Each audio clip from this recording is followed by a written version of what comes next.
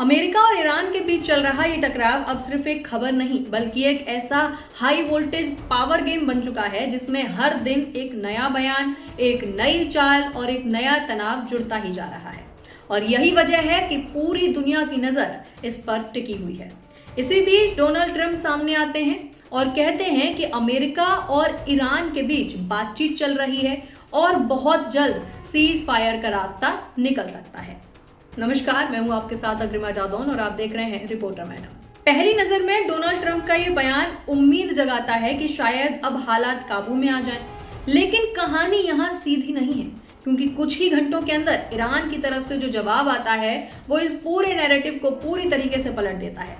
ईरानी सेना के खातम अल अंबिया सेंट्रल मुख्यालय के प्रवक्ता इब्राहिम जुल्फिकारी जिस अंदाज में ट्रंप को जवाब देते हैं वो सिर्फ डिप्लोमेसी नहीं बल्कि खुली चुनौती है। ना अभी ना कभी हमारे जैसा व्यक्ति तुम्हारे जैसे व्यक्ति से कोई समझौता नहीं करेगा। और इसके साथ ही वो तंज कसते हुए ये भी कहते हैं कि क्या आप खुद से ही बातचीत कर रहे हैं। ये एक लाइन सिर्फ एक मजाक नहीं है बल्कि ये दिखाती है कि ईरान अमेरिका के दावों को पूरी तरह खारिज कर रहा है और उसे गंभीरता से लेने के मूड में बिल्कुल भी नहीं है। इसका सीधा मतलब ये भी हो सकता है कि जो बातचीत की खबरें सामने आ रही हैं वो या तो बहुत शुरुआती स्तर पर हैं या फिर सिर्फ एक पॉलिटिकल नैरेटिव का हिस्सा है।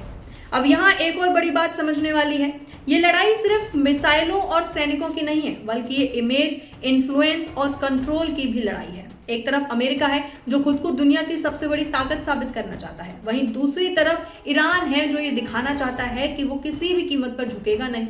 जुल्फिकारी का ये कहना है कि अमेरिका की स्ट्रेटेजिक पावर अब स्ट्रेटेजिक फ्लेवर में बदल चुकी है। दरअसल एक बहुत बड़ा मैसेज है, ये सिर्फ ट्रंप को नहीं बल्कि पूरी दुनिया को ये बताने की कोशिश है कि अमेरिका उतना कंट्रोल में नहीं है जितना वो दिखाता है, और अगर उसके पास सच में इतनी ताकत होती तो वो अब तक इस संकट को खत्म कर चुका होता। लेकिन ऐसा नहीं हुआ, इसीलिए अब बातचीत की बात करना एक तरफ से अपनी स्थिति को संभालने की कोशिश करने जैसा दिख रहा है। इसी बीच इस पूरे मामले में एक और दिलचस्प महत्वपूर्ण एंगल सामने आता है, मध्यस्थता का।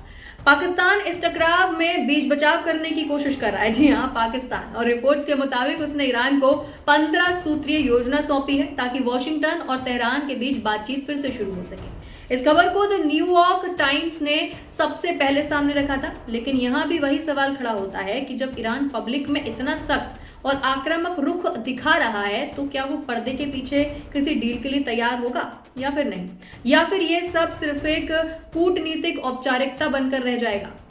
अब दूसरी तरफ अमेरिका की रणनीति को देखें तो वो और भी ज्यादा परतदार नजर आ रही है, जिसपे परत से परत निकली जा रही है। पेंटागन ने ऐलान किया है कि वो 42वीं एयरबोर्न डिवीजन के करीब 1000 सैनिकों को मिडिल ईस्ट भेज रहा है।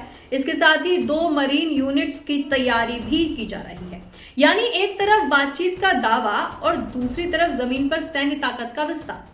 ये वही पुरानी लेकिन असरदार रणनीति है, डिप्लोमेसी और पावर का कॉम्बिनेशन, ताकि सामने वाले पर हर तरफ से दबाव बनाया जा सके। अब अगर जमीनी हालात की बात करें तो वे और भी ज्यादा चिंताजनक हैं। हवाई हमलों ने ईरान को नुकसान पहुंचाया है, लेकिन जवाब में ईरान ने भी मिसाइलों और ड्रोन से इजराइल और आसपास के ठिकानों को निशाना बनाया है। यानी ये टकराव अब सीमित नहीं रहा, इसमें फैलने की पूरी संभावना है। और अगर इसमें और देश खुलकर शामिल हो जाते हैं तो ये एक बड़े क्षेत्रीय युद्ध में भी बदल सकता है, वर्ल्ड वॉर भी हो सकती है। और शायद यही सबसे बड़ा डर भी है। अब यहाँ एक और बड़ा फैक्टर जुड़ता है, ग्लोबल इकोनॉमी, क्योंकि मिडिल ईस्ट सिर्फ एक जंग का मैदान नहीं बल्कि दुनिया के सबसे बड़े तेल भंडारों का केंद्र भी है।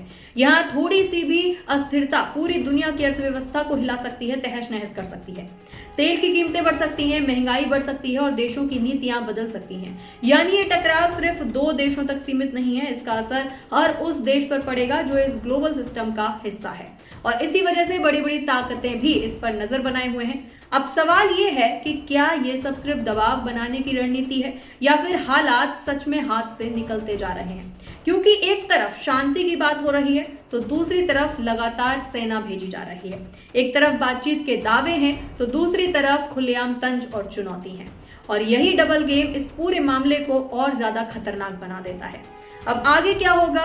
क्या बैकडोर डिप्लोमेसी कोई रास्ता निकालेगी? क्या पाकिस्तान की मध्यस्थता काम आएगी? क्या अमेरिका और ईरान किसी समझौते पर पहुंच पाएंगे या फिर आने वाले दिनों में ये टकराव और भड़क जाएगा? ये कहना अभी मुश्किल है, लेकिन एक बात बिल्कुल साफ है कि दुनिया इस वक्त एक बेहद ही संवेदनशील मोड़ पर खड़ी है और आने वाले कुछ दिन या फिर हफ्ते ये तय करेंगे कि ये टकराव धीरे धीरे शांत होगा या फिर इतिहास में एक और बड़े संघर्ष के रूप में दर्ज हो जाएगा। और शायद इसी वजह से आज हर कोई यही जानना चाहता है, क्या ये सिर्फ एक राजनीतिक खेल है या फिर एक आने वाले बड़े तूफान की शुरुआत। आपकी क्या राय है इस पर हमें कमेंट में जरूर बताइएगा और इसी के साथ बने रहें रिपोर्टर मैडम के साथ। धन्यवाद।